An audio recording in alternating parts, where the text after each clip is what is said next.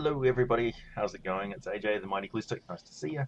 Okay, so today I'm going to cover a broad-reaching, one of those golden tropes of role-playing games, and that is prophecy and time travel, and how to best handle it in the game to avoid all of the headaches that you may imagine that you'll have as a DM or GM. Because I've done this before many times, and I've basically come up with a few golden rules here to avoid any paradoxes or problems that way. So first of all, with time travel, what you do is you adopt the parallel worlds method. So in a sense, the characters, when they travel through time, are not traveling back through their own timeline, forward or back, because it's impossible. And it also causes paradoxes. If you go back and kill your own parents, you cease to be, and which causes you to not go back in the first place, and so basically you're standing back where you started. It just cuts itself out. That timeline nips itself in the bud and you're back to the beginning. So paradoxes kind of are a headache that way, because you have to retcon the entire adventure. So what you do instead is you say, okay, you're traveling forward in time or backward in time, but what you're actually doing is stepping into a parallel dimension, which is exactly the same as the one that you've left behind, except everything in that one happened a little bit before or a little bit after that moment. So the Big Bang happened a little bit earlier or a little bit later. It's pretty simple, and it would be right next door to the current timeline. So in this one, you would see people who travel backward and forward in time will see themselves or alternate versions of themselves in that timeline. I mean, they are an alternate version of themselves. It's a different person. It's not them specifically. So if they die, that version doesn't suddenly disappear. If they kill an earlier version of themselves, they don't disappear, because it's another dimension. That is an alien being, but it just looks exactly like them and thinks exactly like them. So that's the parallel worlds method, and it works absolutely fine. Trust me on that one. Okay, so prophecy is something that people avoid in their games also, because it seems like it's too much trouble, or it could spiral out of control or constrict you too much. So it's one of those things which is a golden trope of D&D, is that the opposing prophecy. So the good guys have got a prophecy, the bad guys have got a prophecy, and they're in conflict with each other, or you're trying to stop a prophecy from happening. So there's various methods. One which I prefer is called the shoehorn method, and that's where the prophecy has key elements. When the star comes over and the red moon rises and the bearded man sings blah blah blah, these things will happen. So those, as the characters are working towards that event and it seems more and more likely that it's going to take place, that's when you drop in those elements. So you're in charge of the universe. So you say, well, as it so happens, a star goes over top of you, and the next morning, when you achieve this goal and get closer towards that final outcome, then the red moon rises, and finally, as you're almost at the precipice of it coming into being, there's a bearded man who sings. And the players get that sense of, yay, everything worked out perfectly, and they feel like you're a genius and you planned it all perfectly. Prophecies in a D&D game are self-fulfilling or imperfect, and here's the other one, the gods are fallible method. So if you're using magical divination to see what the future will hold, what you're really doing as a player character is talking to a higher power who has a greater understanding of what's going on, and that's the gods or greater beings, who have a much broader understanding of the way the world is working and all the elements in play. So what you're doing is you're asking them what they think is going to happen. You're not looking into the future. That's not what the spell is about. It's about communing with a higher power of some kind. It's generally, magic is borrowing from greater powers. It's exerting more force through using an outside energy source, or in this case, more information through an outside being that's at a higher plane than you are.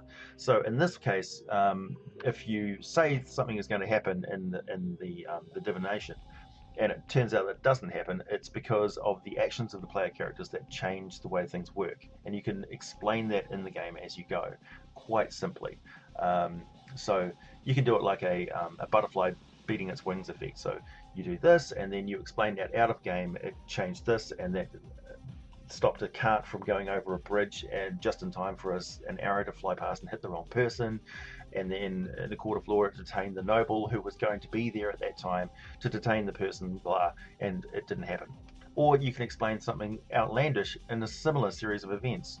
Explain it out of game as a sequence of events, timeline that happened outside of the character's control.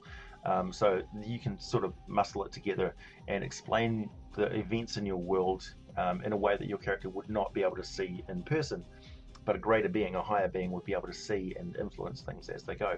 Also, if a god makes a prediction to one of their followers and it's a favored follower, the god may actually influence events and things in the world to stop certain things happening, to facilitate that divination from happening into happening, or create that situation that they've predicted for their follower to follow. You know, it would be in their best interest to influence them so that their followers trust their greater power, their knowledge, to give them more reverence, therefore gives the gods more power. Ancient prophecy is not time specific. So if you have a scroll that predicts that a certain band of adventurers is going to go through the caves of Yore, fulfill the various tests in order to take the golden sword from the stone and kill the Forsaken One, and then in the process of doing that, because you think you are the adventurers, you discover there's various bones and bodies and things. I think John Vore there's an article that John Vore wrote that was particularly good. You discover that the bones and things in the diaries of these are previous adventurers who thought they were the chosen ones to take the sword from the stone. So it becomes clear that you are just fulfilling a prophecy. You're making the prophecy fulfill itself. It's a self-fulfilling prophecy. By predicting that this will happen, it causes it to happen. And so eventually, if you are the ones who best taught the trials and things, well, hey, you're the ones that the prophecy was speaking about all along. Well, hey, the prophecy was great. And also, there may be lots of people who make prophecies for that very purpose. They make a prophecy, an outlandish prediction, and a series of events so that it will come to pass by influencing others to do it. So in that way, seers and prophets and things are manipulating events around them in order to achieve a certain goal. So that's perfectly reasonable in the context of the game as well. So yeah, don't feel afraid to use prophecy in your game. You will get better at it as time goes on, and to the point where you just don't fear it. Generally speaking, you're going to run into problems if you make short-term prophecies or short-term predictions of specific events in a game, because the players will quite often see it as a challenge to mess with that and go in an opposite direction. They feel railroaded if it's too specific. The idea is to have a divination or a prophecy be a general sort of series of events or key posts, markers along the campaign trail, that the players feel like they're making progress, that they've reached a certain point. You've said, well done, here's the next step in the prophecy, and on you go. That works perfectly fine. So yeah, and of course, if you're using divination magic it's sort of acknowledging that gods and angels and demons and things have a role in the overall stretch of your game, and it'll be for expanding the character's storyline for clerics and druids and paladins and those who are of a divine or sort of nature spirit sort of bent. It's very good for enriching those storylines and backgrounds. So yeah. Good topic. And again, yeah, use the parallel worlds method of time travel in your game, and you will avoid all of those sort of problems that you run into with paradoxes and things like that. Cannot recommend that enough, because otherwise you're just going to run into all sorts of problems, and people who are into arguing about physics will win because yeah. All right, that's it from me. There'll be more monster videos following shortly. I've been a little bit busy lately because I'm working on miniatures and things, and also Brigade Con stuff. So yeah, looking forward to that coming up. Thanks for watching.